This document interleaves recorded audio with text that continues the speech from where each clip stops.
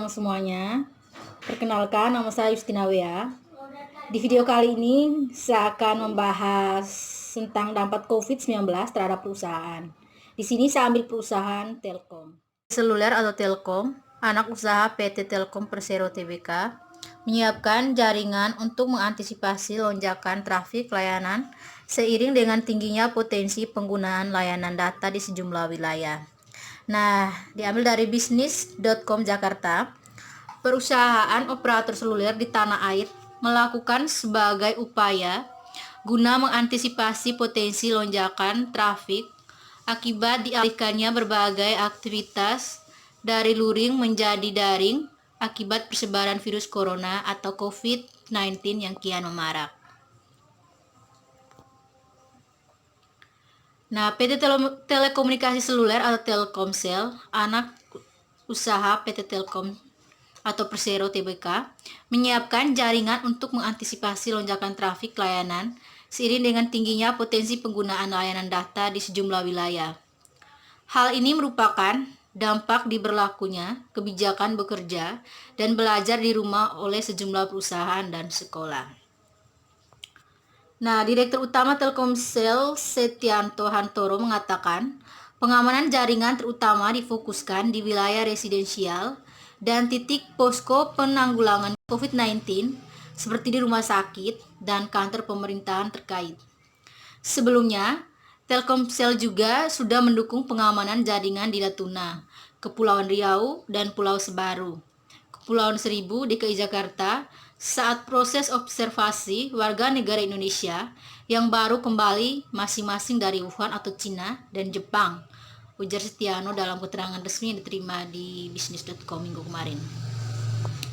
Nah, saat ini Telkomsel telah berkoordinasi dengan seluruh mitra strategis, termasuk para mitra distributor dan reseller untuk menjamin ketersediaan produk dan layanan Telkomsel.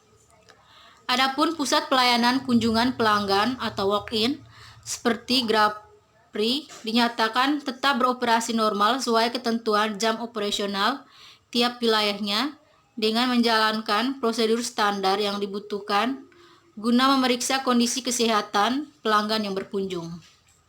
Operator seluler lain yakni PT XL, Axia Tbk atau XL juga telah melakukan pemantauan terhadap performa dan kualitas jaringan secara terus-menerus. Nah, tindakan dilakukan perusahaan Telkom menghadapi dampak COVID.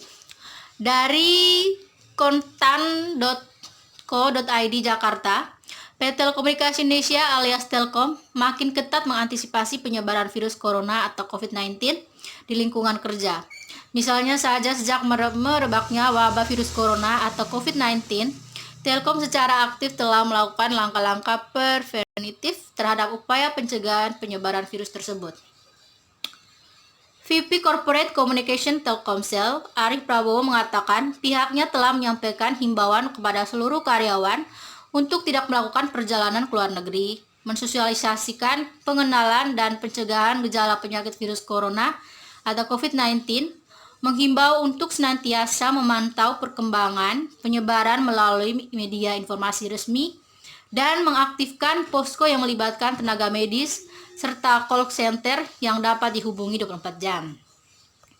Nah, selanjutnya perusahaan akan lebih mengintensifkan upaya-upaya preventif yang telah dilakukan berkoordinasi dengan Dinas Kesehatan setempat, termasuk menurunkan tenaga medis dan yayasan kesehatan. Telkom di setiap lokasi kerja karyawan untuk melakukan pemeriksaan awal guna pencegahan secara lebih dini. Perusahaannya juga menyediakan peralatan dalam rangka mencegah seperti hand sanitizer, thermal detector, dan lain sebagainya untuk para karyawannya. Peralatan, media, komunikasi, dan tenaga medis sebagian besar menggunakan reverse exiting. Nah, selanjutnya tindakan atau intensif yang diberikan pemerintah kepada dunia usaha. Dari kompas.com, penyebaran virus corona masih tak terbendung hingga saat ini. Tercatat 16 negara telah mengkonfirmasi adanya kasus tersebut. Tercatat Malaysia, Singapura, Thailand, dan Australia menjadi negara terdekat dari Indonesia yang melaporkan adanya virus corona. Sejauh ini dilaporkan 106 meninggal dan lebih dari 4.500 orang terinfeksi virus yang bermula di kota Wuhan. Dalam menangani kasus yang berpotensi mewabah seperti virus corona, Arief menegaskan pemerintah perlu mengacu sedikit 3 regulasi.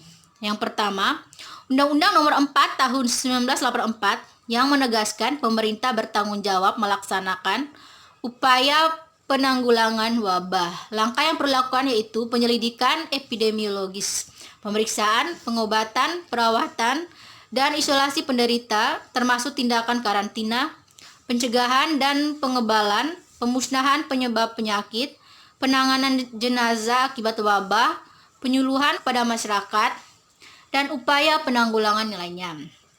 Nah, kedua, PP nomor 40 tahun 1991 tentang penanggulangan wabah penyakit menular menjelaskan tindakan penyelidikan epidemiologis dilakukan melalui 4 kegiatan. Pertama, pengumpulan data kesakitan dan kematian penduduk. Kedua, pemeriksaan klinis fisik, laboratorium, dan penegakan diagnosis. Ketiga, pengamatan terhadap penduduk, pemeriksaan terhadap makhluk hidup lain dan benda-benda yang ada di suatu wilayah diduga mengandung penyebab penyakit wabah.